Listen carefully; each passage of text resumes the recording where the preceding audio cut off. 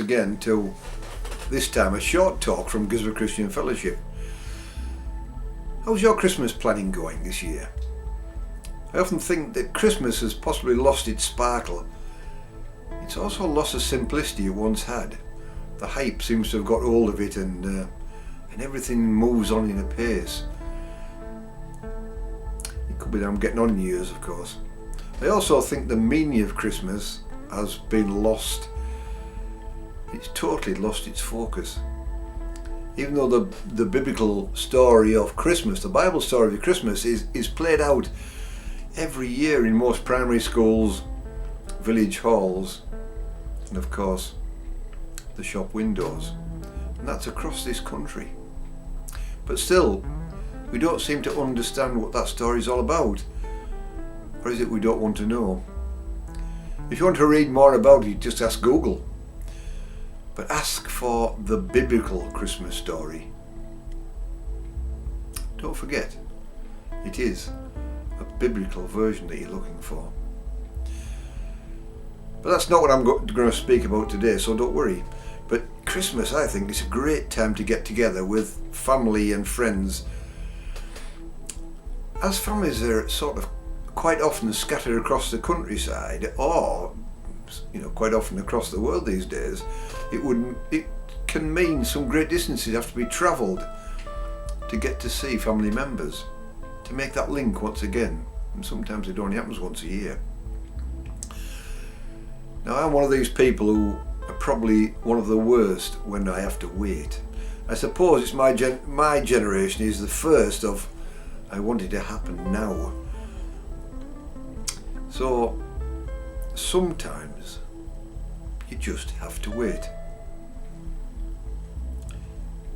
If it's waiting in an airport or at the train station to pick people up, to pick friends and family up who've come to visit. Or what if you're hoping someone will come, but you're not sure if they will? That's probably one of the worst waiting events. See, Jesus tells a story, and that's what it is, a story this time.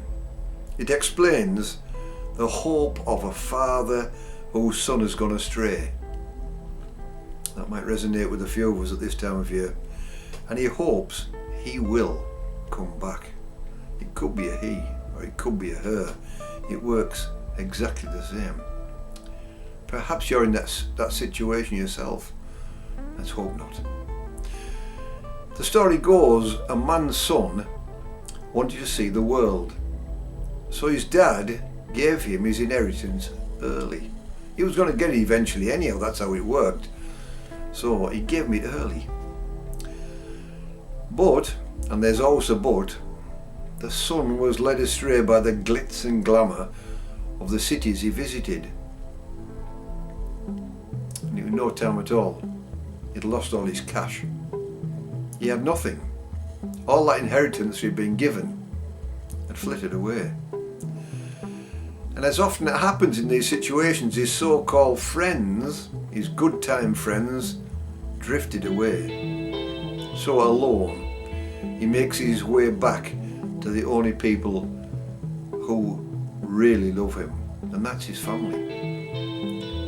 His father had waited, however, and watched out from his home every day, because his house was on a hillside overlooking the lands around. So he'd looked out every day with a hope, with that big hope of seeing his seeing his son come back.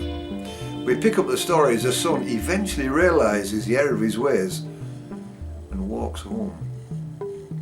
It goes like this. And while he was still a long way off, his father saw him coming. Filled with love, he ran to see his son and gave him a big hug. His son said to him, "Father, I haven't been a good lad. I have wasted all my money and let you down."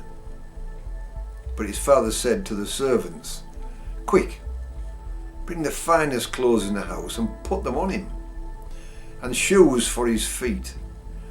We must celebrate with a feast, for this son of mine was lost and has now returned. He was lost but now he is found. So the party begun.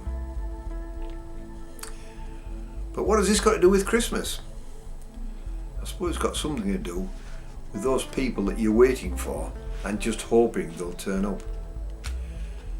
You see, Jesus, and I as a Christian believe in Jesus, that baby in the manger.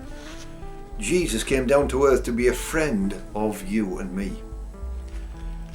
You see, our Father in heaven waits, like the Father in the story, for you and I to realise that a Christmas party and lots of presents isn't what Christmas is all about.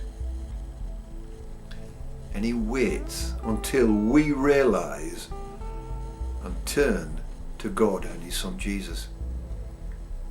You see, it will be a time when God the Father celebrates and puts on you the finest clothes as he welcomes you into his family. A family who really love you. God's family. Think about it. Do you want to be part of God's family? And do you want to have Jesus as a friend? A friend who will never walk away, who will never let you down, unlike other friends and sometimes family members can.